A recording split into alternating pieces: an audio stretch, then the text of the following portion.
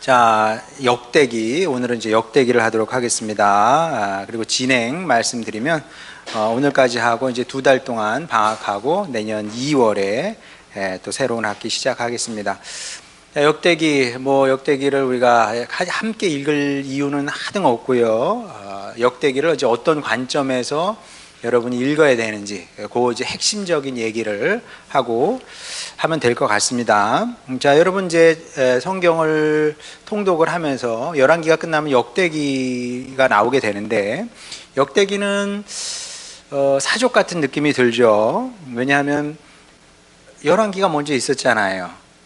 열왕기를 보고 그 다음에 역대기를 또 보게 되면 뭔가 이제 비슷한 얘기가 또 이어진단 말이에요. 그러다 보니까 이걸 또 읽어야 될까 그런 생각도 들고, 또 한편으로는 이게 열왕기의 짝퉁이 아닌가 그런 생각도 듭니다. 게다가 열왕기는 좀 재미있는 구석이 있어요. 엘리야도 나오고 엘리사도 나오고 그런 재미있는 이야기들이 나오는데, 역대기 같은 경우는 굉장히 밋밋하죠. 재미있는 얘기가 거의 나오지 않습니다. 게다가 역대상을 딱 1장 펴보면 1장부터 9장까지 족보만 쫙 열거하고 있습니다. 누가 누구를 낳고 이런 얘기로 역대상의 한 30%가 채워지고 있다.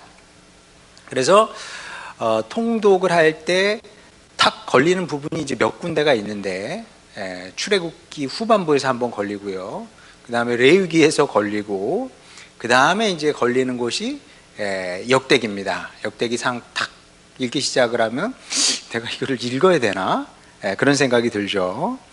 그러다 보니까 이게 레위기처럼 좀 재미없는 책, 안 읽고 싶은 책, 없어도 되는 책, 없어도 될 것만 같은 책, 이렇게 다가온다는 거죠. 자, 그런데 당연히 그런 건 아니다. 성경에 없어도 되는 책은 없습니다. 마치 우리 어렸을 때 늘 그 생각했거든요. 마늘이 왜 있어야 될까? 생강이 왜 있어야 될까? 저희 할머니 이게 절편 드시면 생강, 얼마나 향기롭고 이게 맛있냐. 그래서 제가 너무 그러잖아요. 네, 없어도 될 것 같은데 있고 있을 뿐만 아니라 많이 쓴단 말이죠. 근데 성경도 레위기 없어도 될 것 같아. 역대기도 없을 것 같아. 이건 내 생각일 뿐이지 몰라서 그런 겁니다. 몰라서. 다 뜻이 있고 이제 의미가 있는데, 자, 그러면 왜 역대기는 있어야 되느냐? 자, 그 얘기를 나누기 전에 우리가 먼저 알아야 되는 사실이 있습니다. 우리는 이제 사무엘 상하, 역사서 그러면 사무엘 상하, 역대기 상하, 역대 상하 이렇게 생각을 하는데, 그 이전에 이미 이스라엘 민족은 그 역사서들을 갖고 있었습니다. 그러니까 이게 전부가 아니고요. 다른 역사서들을 갖고 있었습니다. 그 다양한 역사책이 존재했다는 사실을 성경이 이야기하고 있는데 한번 보도록 하겠습니다. 열왕기하 16장 19절, 아하스가 행한 그 남은 사적은 유다왕 역대지략에 기록되지 아니하였느냐. 이 책 제목이에요. 유다왕 역대지략이라는 책이 있었다는 거죠. 또 역대하 24장 27절, 요아스의 아들들의 사적과 요아스가 중대한 경책을 받은 것과 하나님의 전을 보수한 사적은 다 열왕기 주석에 기록되니라. 자, 이게 열왕기, 우리가 갖고 있는 열왕기를 얘기하는 건지 아니면 다른 열왕기를 얘기하는 건지 몰라요. 근데 하여간 책 제목은 열왕기 주석이었다는 거죠. 이거 말고도 야살의 책 이런 얘기가 나오거든요. 많은 책들이 이미 존재하고 있었던 겁니다.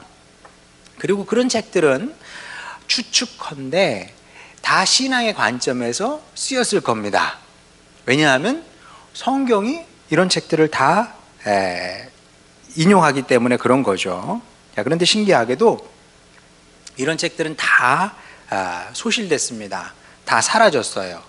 더 정확하게 얘기하면 우리 신앙 선조들이 목숨 지켜서 지키지 않은 거죠. 목숨을 걸고 지켜야 되는데 목숨을 걸고 지키지 않은 겁니다. 그러니까 이런 책들이 이게 한두 개가 아니거든요. 다양한 책들이 다 사라져 버렸어요. 자, 그럼 왜 도대체 지키지 않았을까? 왜 사라졌을까? 자, 여기에 이제 역사적 상상력이 필요한 시점이죠. 이건 제가 다른 신학책에서 읽은 것이 아니라 제가 스스로 질문한 거예요. 왜 사라졌을까? 왜 사라졌을까? 그 제가 상상을 해봤어요. 왜 사라졌을까? 답은 이제 그 두 가지 차원이 있다고 생각을 하는데, 먼저 하나님 차원과 인간의 차원. 저는 이렇게 하나만 선택하는 걸 그닥 좋아하진 않아요. 저라는 사람의 특징인 것 같습니다. 예, 저 어렸을 때도 이거 할래 저거 할래 그럼 왜 둘 다 하면 안 되나? 이런 식으로 생각을 했던 것 같아요. 왜 꼭 하나만 선택을 해야 되지? 그러니까 하나님 차원에서도 생각하고 인간의 차원에서도 생각하고. 하나님 차원에서 생각을 하면 하나님께서 열왕기와 역대기가 없어지는 것, 사라지는 것을 원치 않으셨겠죠. 그게 가장 중요한 아규먼트입니다. 하나님께서 지키고 싶으셨다, 이 책들을. 왜냐하면 온전히 성령의 감동으로 쓰여진 책은 요 둘밖에 없으니까. 열왕기와 역대기만 온전히 성령의 감동으로 쓰여졌을 거다. 그러니까 살아남아서 성경에 포함이 됐겠죠. 자, 근데 이게 전부는 아닐 거고, 저는 이제 인간적인 차원의 답도 있다고 생각을 하는 거죠. 그러니까 하나님 차원의 답도 맞는 거고, 인간적인 차원의 답도 맞는 거다, 이렇게 생각을 합니다. 자, 인간적인 차원의 답은 뭐냐? 자, 민간 설화를 여러분 한번 생각해 보세요. 조선시대에 민간 설화가 얼마나 많았겠습니까? 얼마나 많았겠어요. 왜냐하면 그때 라디오가 있습니까? TV가 있습니까? 뭐가 있어요. 긴 겨울밤에 누워서 얘기를 해야 될 거 아니에요. 그러면 호랑이 담배 피던 시절 얘기를 하는 겁니다. 당연한 거 아니겠어요.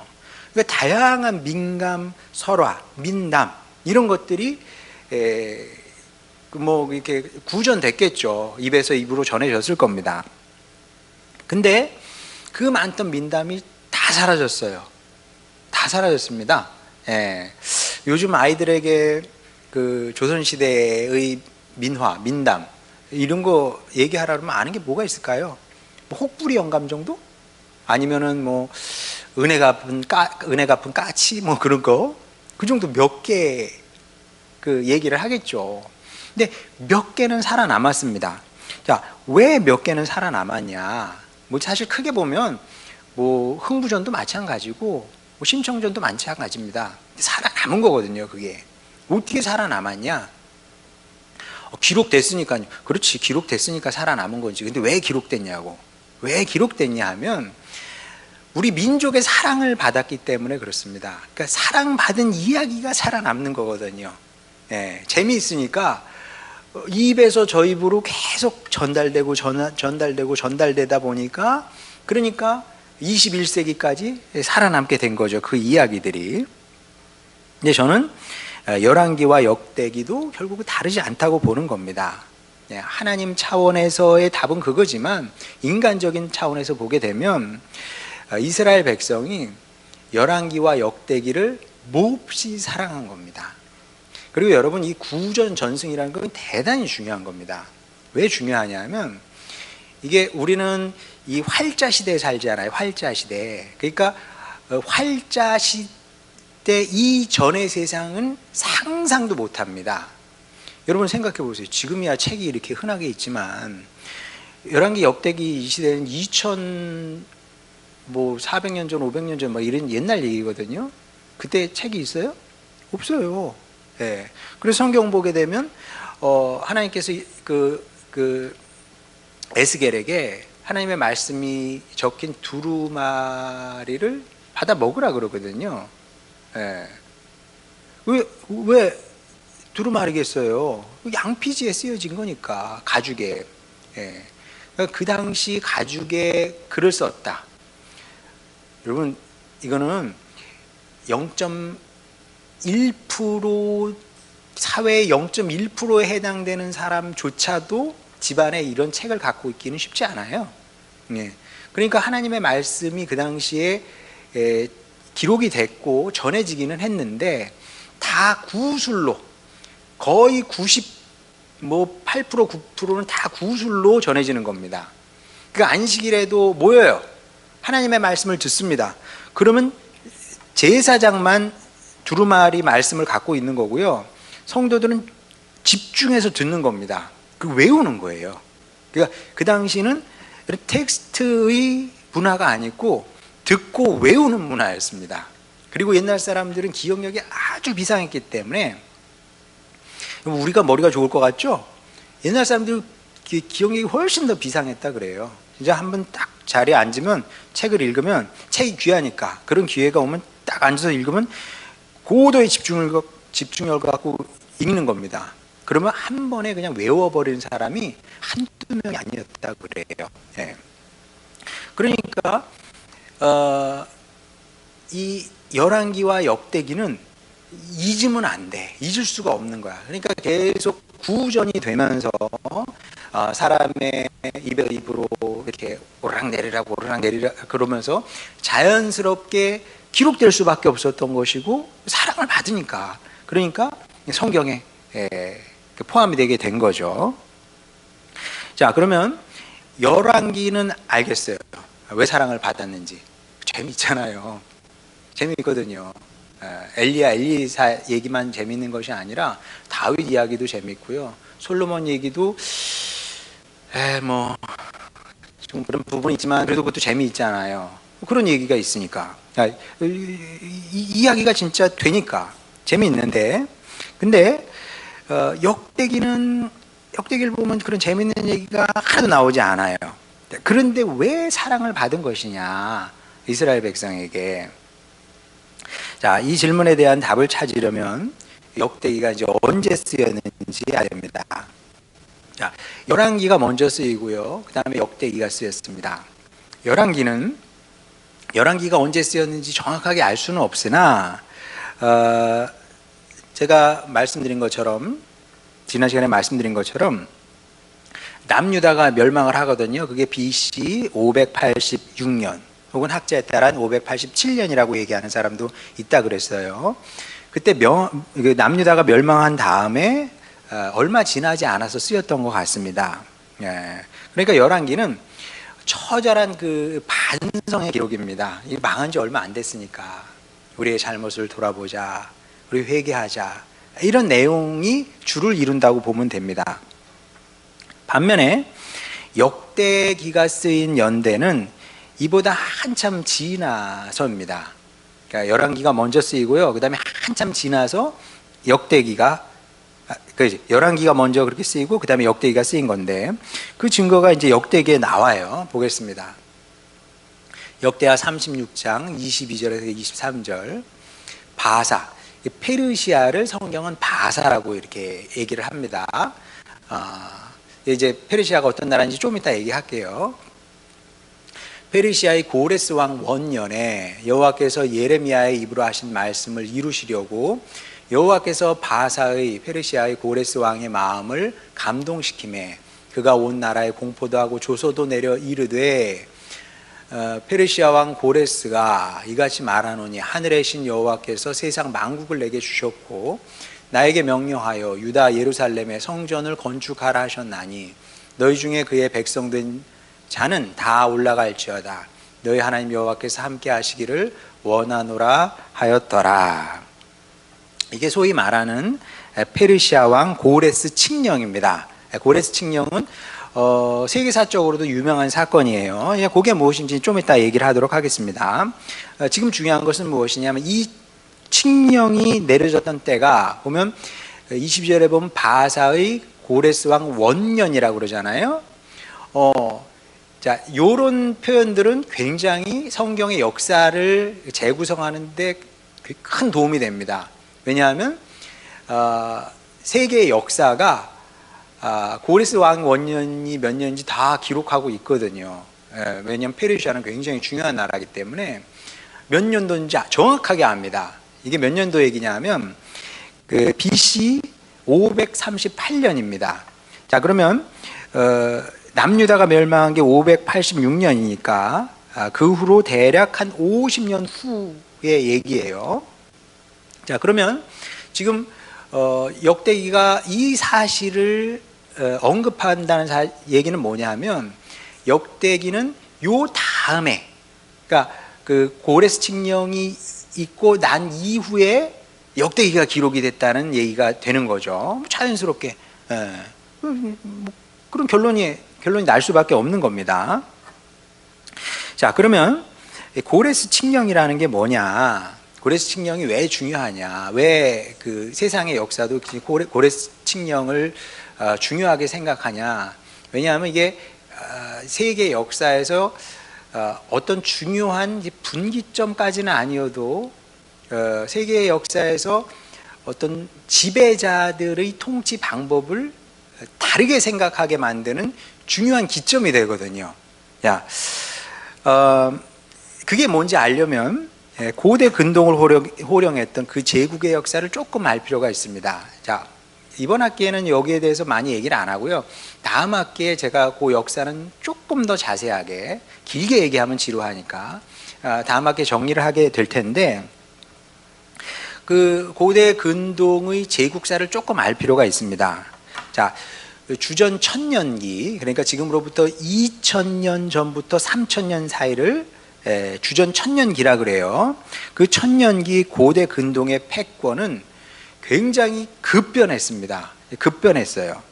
자, 우리가 이제 그 1000년기 동안 반드시 알아야 될 제국은 어떤 나라들이냐면 당연히 이집트를 알아야 되고, 이집트가 제일 먼저 이스라엘에게 영향을 미쳤고, 그 다음에 아시리아가 등장합니다.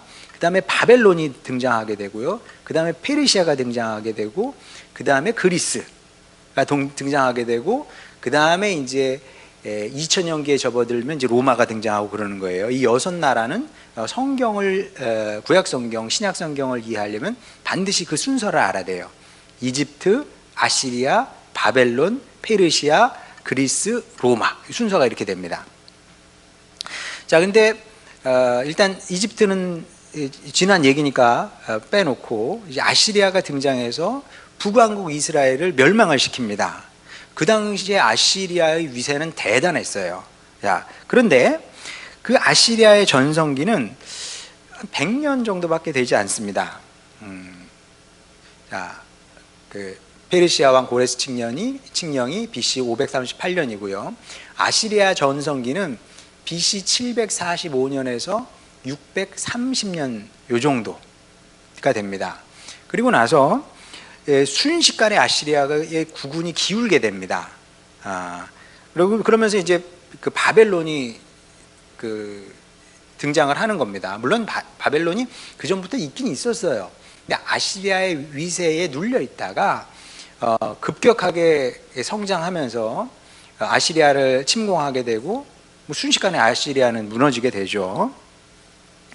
자, 그때까지만 해도 이제 바빌론의 영광이 굉장히 지속될 거라고 생각을 했습니다. 바벨론 유적을 보면 그것도 굉장히 미스터리 중에 하나거든요. 뭐 혹시 여러분 뭐 궁금하면 유튜브 같은 데 가서 바빌론 유적 한번 쳐보세요. 그 사막 한가운데 어마어마한 규모의 도시를 만들고, 지금도 미스터리입니다. 그 사막에 어떻게 물을 어떻게 끌어들여 가지고 그 큰 도성을 유지를 했는지 굉장히 미스터리이긴 한데, 하여간 대단한 나라였어요, 바벨론이. 그런데 바벨론의 영광도 오래가지 못했습니다. 그러니까 이제 예언서가 대단한 것이 무엇이냐면, 예언서, 그러니까 바벨론의 멸망을 예언했던 예언서들이 있거든요. 대표적인 것이 예레미야인데, 뭐 이건 다음 학기에 이제 배우게 될 겁니다. 그 당시에 바벨론이 최고의 전성기를 구가하고 있었어요. 지금 뭐 우리 전 세계 최고의 전성기를 구가하고 있는 나라는 뭐 여전히 미국이 아니겠습니까? 그런 미국 같은 나라를 향해서 예레미야가 예언을 한 거예요. 망한다 그랬거든요. 다 코웃음 쳤죠. 장난 아니야?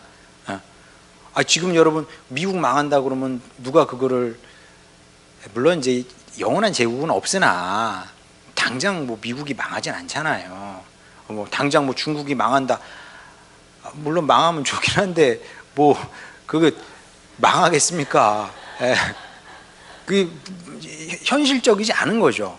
현실적이지 않은 얘기를 예레미야가 한 겁니다. 근데 바벨론이 남유다, 남한국 그 유다를 그 지구에서 지도에서 없애버리지 않습니까? 예, 그냥 정복해 버려요. 근데 얼마 못 가서 페르시아 왕조에 의해서 멸망을 당합니다. 순식간이었어요.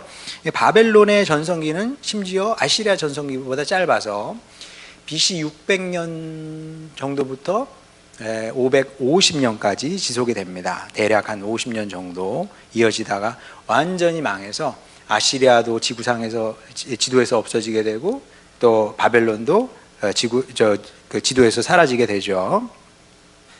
자, 그래서 유대인들이 이제 바벨론에 의해서 포로로 끌려가는 거예요. BC 586년에 그 바벨론에 의해서 포로로 끌려가게 되고 거기서 거주하면서 살게 되는데 군주가 바뀌게 되는 거죠. 페르시아 왕조의 지배하에 들어가게 되는 겁니다.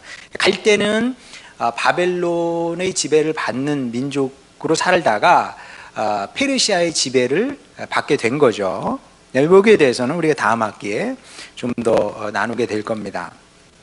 어쨌든 열왕기와 달리 역대기는 페르시아 시대에 쓰여진 겁니다.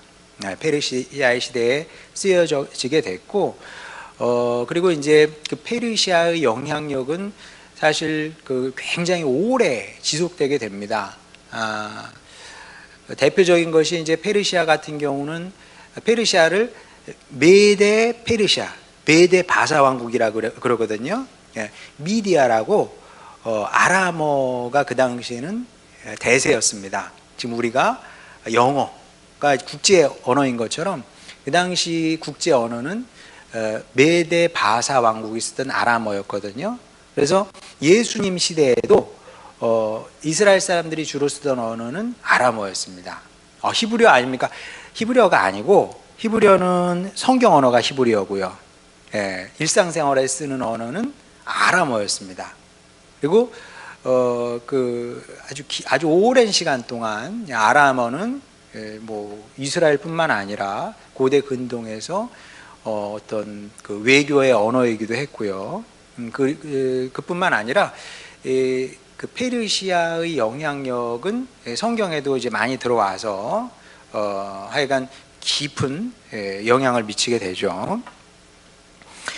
자, 그런데 페르시아의 특징이 있었습니다. 페르시아는 다른 제국과 비교할 때 굉장히 피정복민에게 관대했다. 이게 이제 페르시아의 독특한 특징이었습니다. 여러분 한번 생각해 보세요. 이집트에 있을 때 이스라엘은 이제 엄청난 압제 속에 있었잖아요. 그러니까 너무 고통스러워서 하나님께 기도를 할 수밖에 없었던. 그리고 아시리아 같은 경우는 제가 말씀드린 것처럼 가장 잔인한 민족이었다고 하지 않았습니까? 그냥 지나가면 아시리아 군인들이 지나고 나면 그냥 쑥대밭이 됐다고. 심지어 기록에 의하면 우물까지 돌로 다 막아버렸다고 그래요. 다시 쓰지 못하도록 그냥 폐허를 만들어 버리는 거죠. 그리고 바벨론은 이스라엘 사람들을 끌어갔단 말이에요.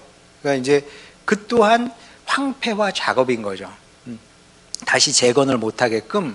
그러니까 이제 억압과 압제의 방식으로 채찍으로 통치를 한 겁니다.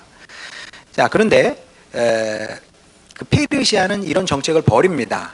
특히 이제 고레스가 그랬는데, 고레스는 일반 역사에서도 굉장히 중요한 사람입니다. 고대사에서 몇몇 중요한 사람들이 있어요. 이제 고대사에서 가장 중요한 사람은 세계사적으로 보게 되면 이제 BC 4세기의 알렉산더 대제. 뭐 다음 학기에 좀 잠깐 얘기하게 될 거고요. 그 다음에 알렉산더 대제 이전에 가장 중요한 사람은 고레스인데, 일반 세계사에서는 고레스를 이렇게 부릅니다. 키루스 2세 혹은 키루스 대제라고 부릅니다. 이제 성경에는 고레스라고 하고요. 일반 세계사에서는 학교에서는 다 키루스로 배웁니다. 뭐 참고로 알아두시고요. 그래서 그 역사적 의미가 있는 사람이기 때문에 대제라는 이름을 붙이죠. 자, 그런데 이렇게 이제 위대한 그 왕이었는데 신기하게도 고레스는 정복자로 불리는 것을 좋아하지 않았어요. 정복자로 불리기보다는 자애로운 해방자로 기억되기를 원했습니다. 타민족에게 나는 너희를 정복한 사람이야, 꿇어, 뭐 이런 게 아니라 자비로운 해방자로 기억되기를 원했다는 거죠. 왜 그랬을까? 오해는 하지 마세요. 뭐 고레스가 고결한 인격자여서 그랬던 것은 아니고요. 이 사람이 똑똑한 사람이었던 것 같아요. 지혜롭다고 할 수도 있죠. 아시리아와 바벨론의 역사를 통해서 중요한 사실을 깨달은 거죠. 무력과 강압으로는 제국을 유지할 수 없다. 이걸 배운 겁니다. 사실 북한도 이걸 빨리, 북한의 그 지도자들도 이걸 빨리 배워야 되는데 이게 어느 때까지 그렇게 계속 정권을 유지할 수 있겠어요? 불가능한 거거든요. 생각해 보면 북한이 우리 그 6.25가 1953년에 끝났으니까 이제 70 몇 년 지난 거잖아요. 70 몇 년. 근데 100년 넘길 수 있을까? 아시리아도 100년 못 넘겼는데 그렇게 강력한 나라가 뭐 지속되기는 저는 어려울 거라고 봅니다. 어느 순간 이제 붕괴하게 되는데 이제 어떤 식으로 붕괴할지 이제 그게 우리의 관건이죠. 그게 이제 우리의 관건이고 그게 우리의 기도 제목이고 그리고 거기서 이제 뭐 중간이 개입해가지고 중간이 뭐 아주 중국이 어떻게 이상한 짓 해버리면 아주 골치 아파지는 거고요. 어떤 식으로든 이제 민주적으로 해결이 돼야 될 텐데 뭐 그게 어떤 건지는 우리도 잘 모르겠어요. 이제 기도할 뿐인데 어쨌든 고레스는 이제 그걸 알았던 거죠. 무력과 강압으로는 이게 큰 나라, 특히 큰 나라는 그렇게 통치가 불가능하다는 사실을 깨달은 겁니다. 그래서 이전의 정복자들과는 다른 정책을 쓰게 되는데 그게 뭐냐 하면 포로 귀환 정책입니다. 포로 귀환 정책. 바벨론에 의해서 강제로 끌려왔어요, 이주민들이. 자, 그러면 그 사람들이 그 이방 땅에서 만족을 하느냐? 만족 못 하거든요. 우리 할아버지, 우리 아버지 세대, 우리 할아버지 세대의 실향민들, 실향민이라는 말이 있는 거예요. 고향에 대한 그리움, 거기 가고 싶거든요. 우리 미국으로 이민 가신 분들 꿈이 다 그거래요. 젊어서는 거기서 살아도 나이 먹고는 내 나라 내 땅 가서 사는 게 꿈이라고 그럽니다. 이스라엘 백성들도 다르지 않았겠죠. 자, 그래서 이제 귀환을 허락하게 됩니다. 자, 이런 역사적 맥락 속에서 우리 이사야서 44장 28절을 읽어보겠습니다. 고레스에 대하여는 이르기를 내 목자라 그가 나의 모든 기쁨을 성취하리라 하며 예루살렘에 대하여는 이르기를 중건되리라 하며 성전에 대하여는 내 기초가 놓여지리라 하는 자니라. 그러니까 이제 구약 성경에 보면 고레스에 대해서는 이렇게 다 좋게 얘기를 합니다. 고레스에 대해서는 심지어 내가 택한 자라, 내 종이라, 막 이런 말씀까지 하거든요. 이런 이제 배경이 있는 거죠. 고레스가 이스라엘 백성을 이스라엘 땅으로 돌려보냈기 때문에. 그리고 이런 이야기가 에스라에 보면 좀 더 자세하게 나옵니다. 자, 에스라 1장 1절부터 5절까지 보겠습니다. 바사왕 고레스 원년에 여호와께서 예레미야 입을 통하여 하신 말씀을 이루게 하시려고 바사왕 고레스의 마음을 감동시키매 그가 온 나라에 공포도 하고 조소도 내려 이르되 바사왕 고레스는 말하노니 하늘의 하나님 여호와께서 세상 모든 나라를 내게 주셨고 나에게 명령하사 유다 예루살렘의 성전을 건축하라 하셨나니. 자, 여기까지 끊어서 일단 생각해 보세요. 이렇게만 보면 페르시아 왕 고레스가 하나님을 믿었던 것처럼 보입니다. 근데 그랬을까요? 그건 아닌 것 같죠? 근데 왜 이렇게 막 신앙적으로 말을 했을까요? 왜냐하면 어쨌든 피정복민이지만 그 민족이 섬기는 신이잖아요. 그러니까 마치 우리가 남의 부모님 이야기할 때 존중해서 말하지 않습니까? 그런 맥락이라고 보면 됩니다. 고레스가 우리가 믿는 하나님을 믿고 이랬던 건 아니에요. 3절, 이스라엘의 하나님은 참 신이시라. 너희 중에 그의 백성된 자는 다 유다 예루살렘으로 올라가서 이스라엘의 하나님 여호와의 성전을 건축하라. 그는 예루살렘에 계신 하나님이시라. 여기도 보면 이스라엘의 하나님은 참 신이시라. 그러니까 고레스 하나님 믿었네. 그게 아니라 그 당시는 다 신는 사회였습니다. 이 신도 참되고 저 신도 참되고 그런 맥락이지 큰 의미를 여기다 부여할 필요는 없습니다. 그 남아있는 백성이 어느 곳에 머물러 살든지 그곳 사람들이 마땅히 은과 금과 그 밖의 물건과 짐승으로 도와주고 그 외에도 예루살렘에 세울 하나님의 성전을 위하여 예물을 기쁘게 드릴지니라 하였더라. 이에 유다와 베냐민 족장들과 제사장들과 레위 사람들과 그 마음이 하나님께 감동을 받고 올라가서 예루살렘의 여호와의 성전을 건축하고자 하는 자가 다 일어나니. 자, 이렇게 이제 부푼 꿈을 품고 유대 지역으로 돌아온 사람이 대략 5만 명이었다고 에스라 2장에 보면 이제 언급하고 있습니다. 자, 여기까지는 굉장히 좋았어요. 이 계산해 보면 착착 들어맞거든요. 예레미야가 이런 식으로 예언을 했어요. 그래서 심지어 그 횟수까지 얼추 비슷하게 이제 맞아 들어가고 있었습니다. 그러니까 하나님의 예언이 성취되네. 야, 드디어 이제 회복의 역사를 만드나 보다. 막 이러면서 한 5만 명 정도가 돌아오게 되는 겁니다. 귀향하게 돼요. 자, 그런데 막상 이제 약속의 땅에 가보니까 사정이 그렇게 호락호락하지 않았던 거죠. 예루살렘은 말 그대로 이제 폐허가 되어 있었는데, 이 당시의 상황을 유축해 볼 수 있는 기록이 느헤미야에 나옵니다. 느헤미야 1장 1절부터 3절까지. 하가랴의 아들 느헤미야의 말이라. 아닥사스다 왕 제20년에 아직 페르시아 왕조가 지속되고 있을 때예요. 요때가, 요게 연도가 중요합니다. BC 445년. 자, 고레스 칙령이 내렸을 때하고 비해서 이제 시간이 상당히 흐른 지점이에요. 그렇죠. 수십 년이 흘렀죠. 그때 얘기입니다. 기슬르월에 내가 수산궁에 있는데 내 형제들 가운데 하나인 하나니가 두어 사람과 함께 유다에서 내게 이를 얻기로 내가 그 사로잡힘을 면하고 남아있는 유다와 예루살렘 사람들의 형편을 물은즉 그들이 내게 이르되 사로잡힘을 면하고 남아있는 자들이 그 지방 거기에서 큰 환난을 당하고 능욕을 받으며 예루살렘 성은 허물어지고 성문들은 불탔다 하는지라. 자, 고레스 칙령을 받고 적지 않은 사람들이 유다로 귀향을 했어요.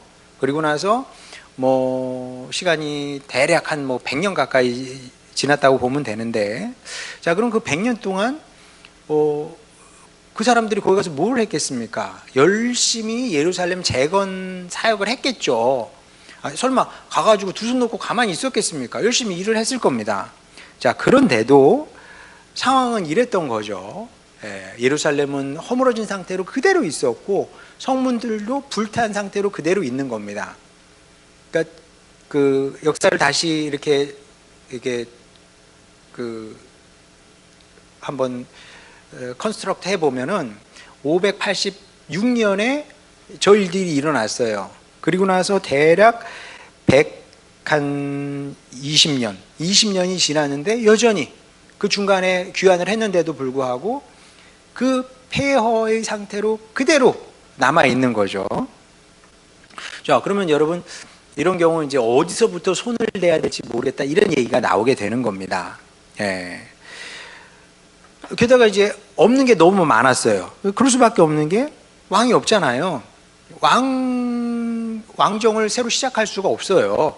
왜냐하면 페르시아의 지배를 받고 있는 상태이기 때문에 여기서 왕정을 시작한다는 것은 반란을 일으키겠다는 얘기거든요. 그 왕이 있을 수가 없어요. 그 왕이 없으니까 이게 거의 무정부 상태 비슷한 거거든요. 이게 총독이 파견이 되긴 했는데 뭐 성경을 읽어보면 그 총독들이 힘이 없어요. 예, 막 위협도 당하고 막 그 잘못하면 막 그 암살도 당할 뭐 위기도 처하고 막 그럽니다. 그러니까 세금 징수도 쉽지 않았고 또 세금을 징수한다고 한들 뭘로 세금을 내요? 예, 그러니까 우리나라 이제 그 한국 전쟁 이후라고 생각하면 됩니다. 세금 걷어서 나라를 재건하면 되지. 답은 뻔해. 그렇잖아요. 세금 걷어서 나라 재건하면 돼. 예, 그 돈이 있어야 국민이 돈이 있어야 그 세금을 내죠. 예, 그냥 돈 당신 100만 원 내세요. 그러면 100만 원 나옵니까? 그러니까 이스라엘이 이 당시에 딱 이런 상황이었다고 보면 되는 겁니다. 예루살렘 재건은 기대난망한 상태였다. 자, 그럼 이런 암담한 현실 앞에서 유대인들이 무슨 생각을 했을까? 무슨 생각을 했을까요? 그래도 포로로 끌려갔을 때는 하나님께서 회복시키겠지 그런 기대라도 있었어요. 그리고 고레스 칙령이 딱 나왔습니다. 발표됐어요. 너무 좋았겠죠. 하나님께서 우리를 돌보시는구나 하고 또 온 겁니다. 돌아왔는데 근데 이건 또 아니야. 노력을 안 내. 그런 상황입니다. 자, 그러면 어떤 질문을 해야 돼요? 우리에게 소망이 있는 걸까? 사실 이미 다 끝난 건 아닐까? 이미 다 끝난 건데 이미 다 끝난 거야. 우리가 지은 죄가 너무 커. 다 끝났고 이제 다 포기를 해야 돼. 하나님의 약속이고 뭐고 다 수포로 돌아간 거야. 그런 건 아닐까? 이런 생각을 할 수밖에 없겠죠.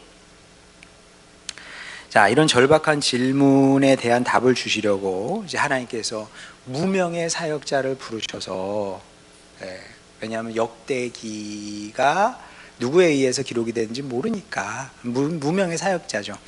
무명의 사역자를 불러서 이제 역대기를 기록하게 하신 겁니다. 몰라요, 이게 한 사람인지 두 사람인지 모르는데 아마도 한 사람의 손을 통해서 하나님께서 이 일을 하신 것 같아요. 왜냐하면 문체라는 게 있거든요. 문체는 지문하고 비슷한 겁니다. 그리고 이 지문을 연구하는 사람이 있는 것처럼 문체를 연구하는 사람들이 있거든요. 독특한 문체가 있어요. 요한복음의 문체와 마태복음의 문체는 판이하게 다릅니다. 우리말로 읽어도 다르잖아요. 우리말로 읽어도. 그리스어로 읽으면 확실하게 다릅니다.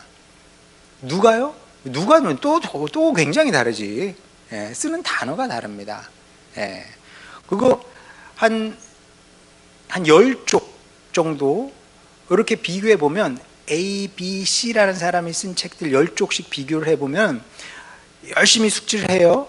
그리고 이제 ABC가 또 다른 글을 썼습니다. 그러면 그걸 비교를 해보면 전문가들은 거의 뭐 90 몇 프로 이상 알아맞춥니다. 이건 A의 글이구나, 이건 B의 글이구나, 이건 C의 글이구나.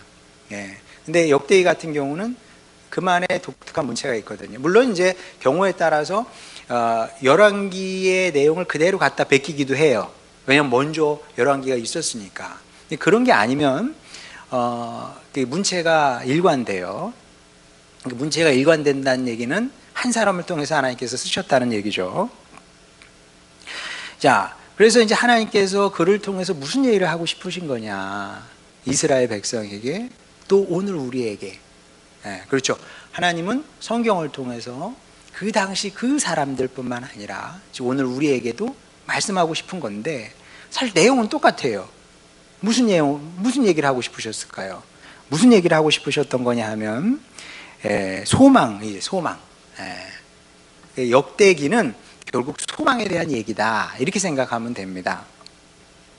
소망이 뭡니까? 아직 끝나지 않았어. 아직 끝나지 않았어. 물론 현실은 끝난 것처럼 보여. 근데 하나님께서 아직 끝내실 생각이 없는 거예요. 그럼 당연하죠. 하나님의 역사의 끝이 어디 있겠습니까? 우리는 포기할 수, 사람은 포기할 수 있어요. 그러나 하나님은 하나님이니까 포기하실 수 없는 거죠. 자, 그러면 소망이 있어. 그럼 우리 뭘 해야 될까요? 뭘 해야 될까? 자, 그거를 지금 역대기가 얘기를 하고 있는 겁니다. 자, 두 가지를 얘기하고 있는데, 역대기가.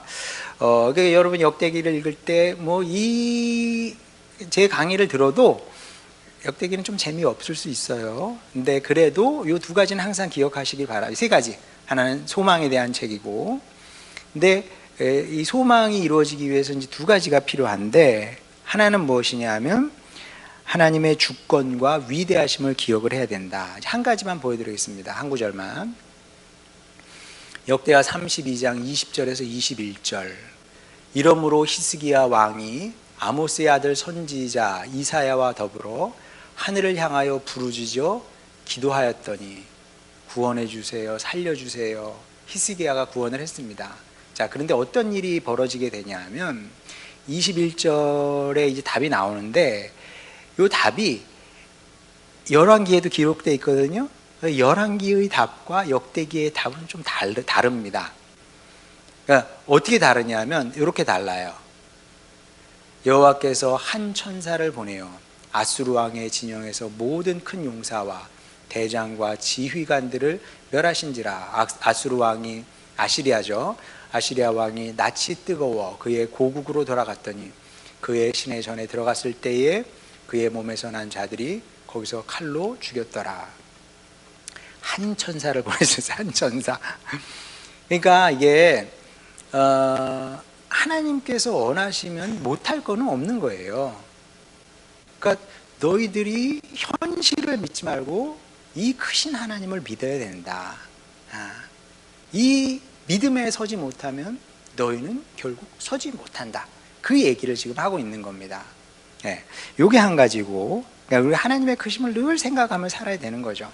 그러니까 하나님의 크심을 생각하지 않으면 어떤 부작용이 생기게 되냐면 세상의 큼에 압돌당하는 거예요.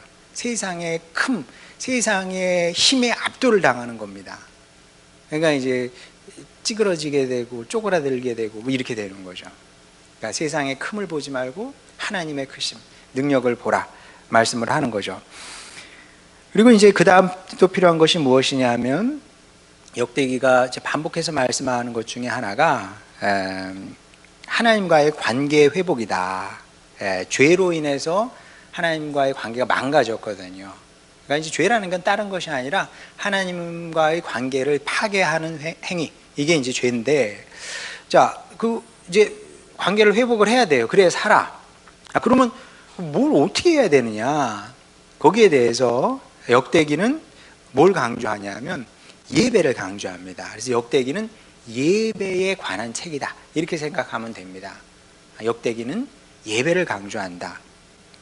그래서 역대기가 다윗에 대해서도 이제 뭐 많은 지면을 당연히 할애를 하죠. 근데 역대기는 사무엘기나 열왕기와는 굉장히 다릅니다. 진짜 많이 달라요. 어떻게 다르냐면 역대기는 다윗의 영웅적인 모습에 관심이 없어요. 진짜 신기하게. 골리앗 얘기 안 나와요. 골리앗 얘기 안 나오고, 뭐 다윗이 그 영웅적인 모습들이 있잖아요. 하나도 기록하지 않습니다. 뿐만 아니라 그의 허물도 들추지 않아요. 밧세바 얘기 안 나옵니다. 밧세바 얘기 중요하지 않아. 이게 다 지난 일이야. 다 지난 일이야. 그닥 중요하지 않아. 다윗이 얼마나 영웅적인 사람인지 중요하지 않아. 다윗이 죄인이, 죄인이 다 똑같이, 사람이 다 죄인이지 뭐 그게 뭐 중요해. 기억하지 않아도 돼. 그러면 중요한 게 뭐냐면 역대기가 관심을 갖고 보는 이 다윗의 모습은 어떤 모습이냐면, 다윗은 예배에 관심을 가진 사람이었다, 이 얘기를 아주 자세하게 그리고 있습니다. 그래서 다윗의 얘기를 보면, 역대기가 그리는 다윗의 이야기는 어떤 거냐면 다윗의 모습이 어떻게 그려지냐? 그의 사후 후에 다윗이 죽은 다음에 성전이 건축이 되거든요. 그 성전과 예배에 대한 관심이 지극하더라. 다윗은 예배를 중요시 여기는 사람이었다. 요거를 굉장히 강조해서 보여주고 있습니다. 그래서 뭐 이게 너무 길어서 인용은 다 못하는데 예배자 다윗의 모습이 역대상 28장, 29장에 쫙 길게 언급되고 있습니다. 또 열왕기와 달리 역대기는 예배 음악에 대한 언급도 굉장히 많습니다. 몇 군데 보겠습니다. 역대상 25장 1절, 다윗이 군대 지휘관들과 더불어 아삽과 헤만과 여두둔의 자손 중에서 구별하여 섬기게 하되 수금과 비파와 제금을 잡아 신령한 노래를 하게 하였으니 그 직무대로 일하는 자의 수요는 이러하니라. 예배, 우리 식으로 말하면 성가대 뭐 이런 거. 또 역대하 5장 12절 13절, 노래하는 레위 사람 아삽과 헤만과 여두둔과 그의 아들들과 형제들이 다 세마포를 입고 제단 동쪽에 서서 제금과 비파와 수금을 잡고 또 나팔 부는 제사장 120명이 함께 서 있다가 나팔 부는 자와 노래하는 자들이 일제히 소리를 내어 뭐 하여간 이게 찬양했다 뭐 그런 얘기죠. 또 역대하 29장 30절에서 31절, 히스기야 왕이 귀인들과 더불어 레위 사람을 명령하여 다윗과 선견자 아삽의 시로 여호와를 찬송하게 하매 그들이 즐거움으로 찬송하고 몸을 굽혀 예배하니라. 성전에서 다 있던 그 찬양 이야기거든요. 그래서 이제 이게 물론 그 포로 이전에도 성전에서 이렇게 찬양이 있긴 있었지만, 근데 포로 이후에 역대기가 강조를 하는 거죠. 예배에서 꼭 필요한 것이 무엇인지 그런 요소들을 가르쳐 주면서 이 예배자로 서라 그런 얘기를 하고 있는 겁니다. 그러니까 열왕기가 회개를 요구를 했어요. 자, 그러면 과거의 죄를 통렬하게 회개를 했다면 회개했으니까 돌아온 거 아니겠습니까? 사실 이주민이 다시 돌아오기도 그것도 쉬운 일은 아니에요. 지금도 뭐 일본으로 이주했다, 이민 갔다, 미국으로 이민 갔다, 뭐 호주로 이민 갔다, 이민 갈 수 있잖아요. 그럼 이민을 갖는 마당에, 온 가족이 간 마당에 자식들도 거기서 다 나서 키웠는데 다시 돌아오기가 쉽지 않거든요. 돌아왔다는 얘기는 통렬하게 회개했다는 거예요. 자, 그럼 됐어. 뭐 언제까지 회개할 건데. 이제부터 중요한 것은 무엇이냐면 예배자로 서야 된다. 그런 이제 강력한 권고의 말씀을 하고 있는 거죠. 그래서 예배를 통해서 하나님과의 관계가 회복이 되면 그러면 어떤 방식으로든 성도는 살게 된다. 현실이 아무리 힘들고 어려워도 예배자로 서면 살게 된다. 이제 그런 말씀을 하고 있는 거죠. 그리고 이것이 역대기의 신학이고 또 우리도 이제 이 점을 배워야 되는 겁니다. 역대기를 읽으면서 주님, 우리가 예배자로 서겠습니다. 그러면 사니까. 그러니까 이제 이걸 깨닫고 이스라엘 백성들이 역대기 말씀을 사랑한 겁니다. 왜? 소망을 주는 말씀이고 어려운 현실의 해법을, 직접적인 해법을 제시하는 말씀이기 때문에. 그래서 이제 우리도 마찬가지인데 죄와 실패로 얼룩진 인생이더라도 소망은 있는 겁니다. 제가 늘 그러잖아요. 우리에게 시간이 있다는, 시간이 주어졌다는 것은, 생명은 다른 말로 시간이잖아요. 우리에게 시간이 주어진 거거든요. 시간이 주어졌다는 것은 무엇이냐면 소망이 있다는 겁니다. 아직 소망이 있으니까 살아도 되고 살아야만 하는 거죠. 자, 그런데 막연히 좋은 미래는 또 오지 않습니다. 뭐 기회가 있다는 얘기네, 좋은 얘기네. 아니요. 근데 가만히 있으면 좋은 시간은 오지 않습니다.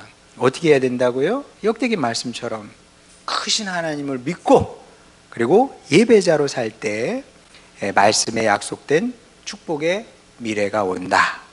그래서 여러분 이 사실을 기억하시고 우리도 뭐 미래지향적인 사람으로 살아야 되고요. 미래지향적인 또 교회가 될 겁니다. 우리는 안 돼, 틀렸어. 그건 마귀 얘기지. 예, 우리도 될 수 있고요. 잘 될 수 있고 회복될 수 있고요. 역전이 가능합니다. 어떻게? 하나님을 믿고 의지하고 예배자로 쓸 때. 그래서 예배는 굉장히 중요한 겁니다.